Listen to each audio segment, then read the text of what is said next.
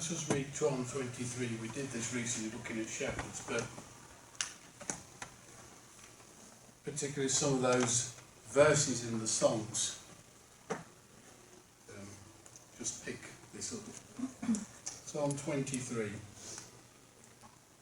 The Lord is my shepherd, I shall not want. He makes me to lie down in green pastures. He leads me beside the still waters. He restores my soul. He leads me in the paths of righteousness for his name's sake. Yea, though I walk through the valley of the shadow of death, I will fear no evil. For you are with me, your rod and your staff, they comfort me. You prepare a table before me in the presence of my enemies. And you anoint my head with oil. My cup runs over. Surely goodness and mercy shall follow me all the days of my life, and I will dwell in the house of the Lord forever.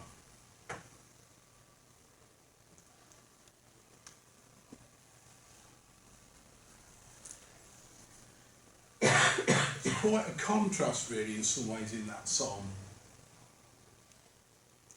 We all know, you tell everyone, a lot of people that we know the start. The Lord's my shepherd, I'll not want. He makes me lie down. Green pastures, leads me beside still waters. And we talked about sheep and shepherds. The shepherd, the one leading the sheep into safe places, good pasture, good grass, where there's still waters because they won't drink from fast moving water. Restores our soul, leads us in the path of righteousness, and all that, this is all good. This is all wonderful. Sounds like all the nice stuff. You imagine the sun's out, it's not a minute, but imagine when we get to spring and that. The sun's out, the grass is just lush and grown up. You can just amble about as a sheep, know that you're safe, protected. Plenty of nice grass, water. And absolutely within our Christian life, there are times like that. Our Christian life is an up and down. It's a journey. It has highs, it has lows. We have mountains, we have valleys. And I'm sure most of us testify over the years, there's times that it's like that. There's times we're close to the Lord, there's times that it seems everything you touch, like my dad, turns to gold. Everything you do is blessed. And life is so good. But interesting how the psalm sort of then goes on. Because you could sort of leave it, in the end.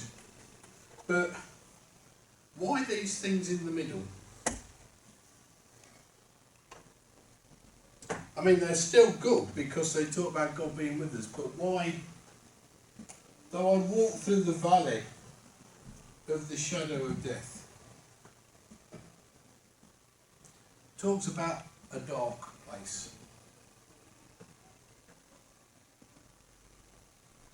And it could mean many things, and in fact sometimes it's best left open because we will fit in there what is appropriate for us. You could walk through the valley of the shadow of death, or you have a diagnosis of something. You could have gone through losing somebody. There are times where it talks particularly in a minute about our enemy in that, and we absolutely have an enemy of our souls who wants to just ruin our walk with God and our Christian life. Whenever we feel darkness and despair, he's walking through the valley of the shadow of death. It's hard to maybe imagine taking a flock of sheep where that might be, but no doubt you've got to take the sheep on a journey. They can't stay in the same place. Once the sheep have ate all the grass where they are, that's it.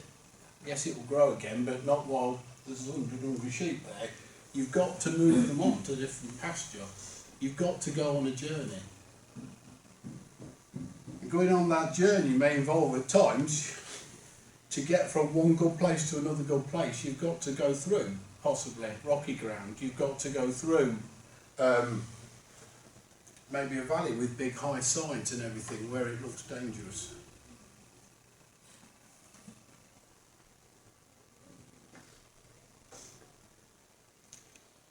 But what God again promises, and is the point, yea, though I walk through the valley of the shadow of death, I will fear no evil, for you are with me. Your rod and your staff, they comfort me.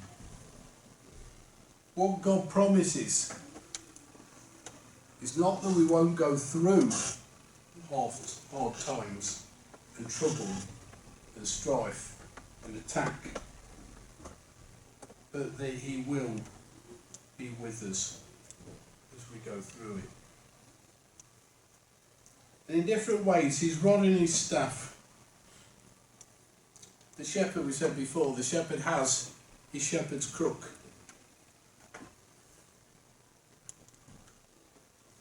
And they're there just to help the sheep. Whether he has to nudge them a little, tap them, whether he has to get the crook round the neck to pull them out of danger. Although it may look sometimes a little harsh, you grab a sheep round its neck and pull it, does not look comfortable. To sometimes be tapped on the bottom with the rod to keep going. Well, come on, we're moving on, follow, catch up. It's not always pleasant, but for our good. And then God gives us this picture. And it's a nice picture of communion, really. It fits. You prepare a table before me in the presence of my enemies. And there you anoint my head with oil, and my cup runs over. I think I said before on this, there's a brilliant sermon on this we watched, I think down here at church. Possibly Tino somebody, something like that, good speaker. Literally on this, and he literally painted the whole sermon for 40 minutes. And talked about actually being totally surrounded by your enemies. But you get a table, and you put the table there, and you put the chairs around it, and you set the table out. You set the table out with good things. I can't do that sermon justice at all. It was very good. And around you, watching, are all your enemies. But that table is a place of safety. God is there sitting at that table.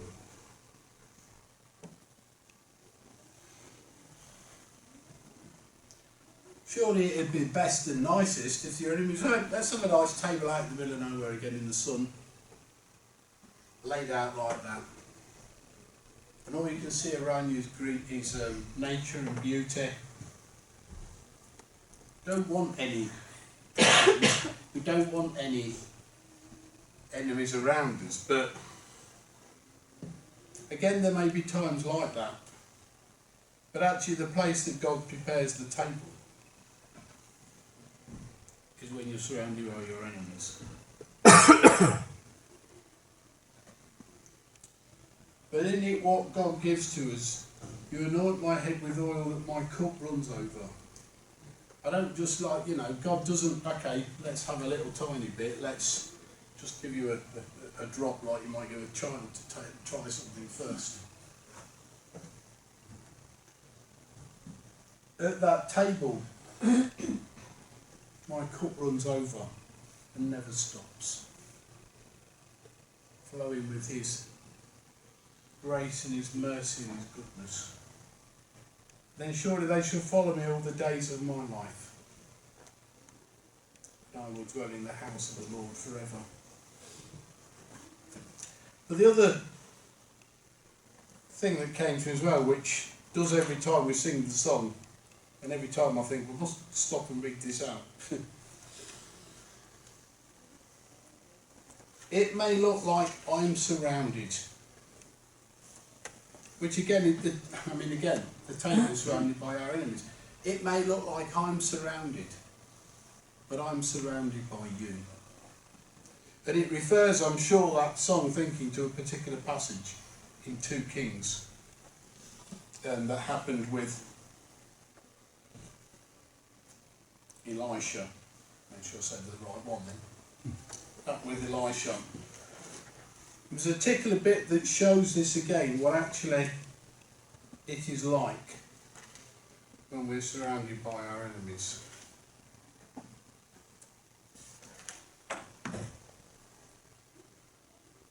So 2 Kings chapter 6, verse 8 onwards, we'll read a few verses. Now the king of Syria was making war against Israel, and he consulted with his servants, saying, my camp will be in such and such a place. And so the man of God sent to the king of Israel, saying, beware you do not pass this place, for the Syrians are coming down there. And then the king of Israel sent someone to the place of which the man of God had told him. And thus he warned him, and he was watchful there not just once or twice. Therefore the heart of the king of Syria was greatly troubled by this thing. And he called his servants and said to them, will you not show me which of us is to the king of Israel? And one of his servants says, none, my lord, O king, but Elisha the prophet, who is in Israel, tells the king of Israel the words that you speak in your bedroom.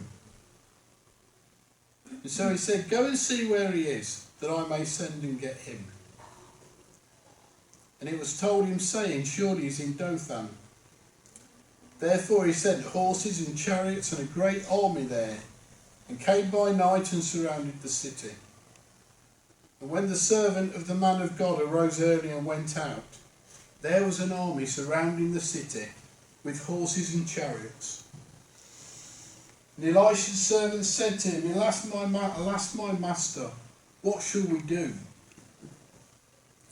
So Elisha answered, do not fear, for those who are with us are more than those who are with them.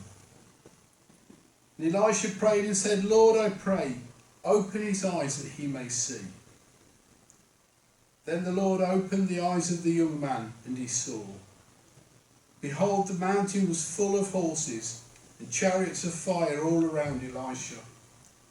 So when the Syrians came down to him, Elisha prayed to the Lord and said, strike this people, I pray, with blindness. And he struck them with blindness according to the word of Elisha. Now Elisha said to them, this is not the way, nor is this the city. Follow me, and I'll bring you to the man whom you seek. But instead he led them to Samaria. So it was when they came to Samaria, Elijah said, Lord, open the eyes of these men, the enemy, that they may see. And the Lord opened their eyes, and they saw, and they were indeed inside Samaria. And then they talked about whether they should kill them or not, and actually they choose not to.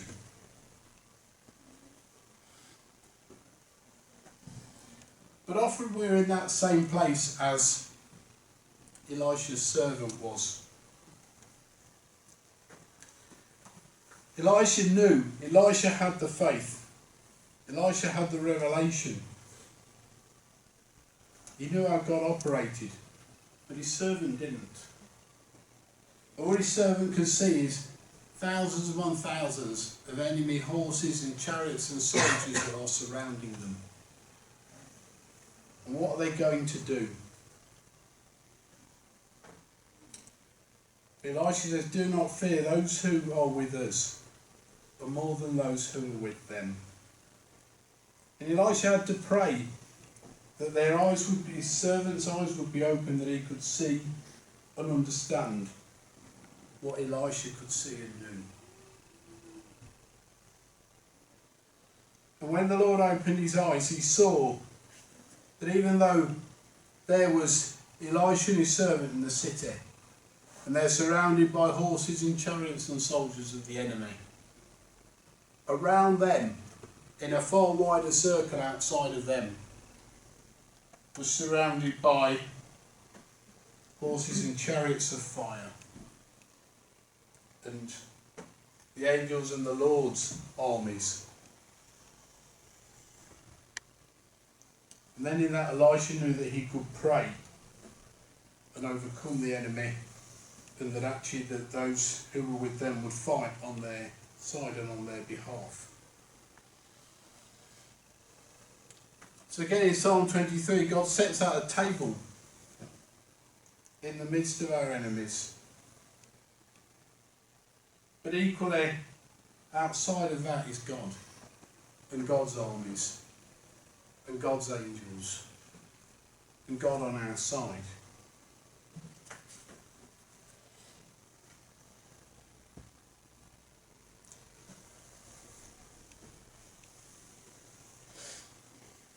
And that came across in a lot of those songs we sang this morning. In a sense, to see that, to know that, comes back to each of us individually. And it comes back really to that last song. All the songs lift up God, and they, some refer to passages we see in the Bible, but at the end of the day, most of the songs talk about us, talk about our nature and character and what we're like, talk about our need to be saved, and talk about Jesus being that Saviour. The songs we sing, Amazing Grace, how sweet that sound that saved a wretch like me.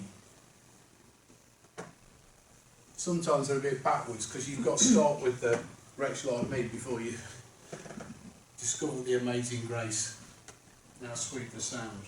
Because we have to admit what we're like and how much we need the Lord, and how much we need a Saviour, and how much we need Jesus, and how much we need his help. And not just to be saved in the first place, but as we carry on that walk as well.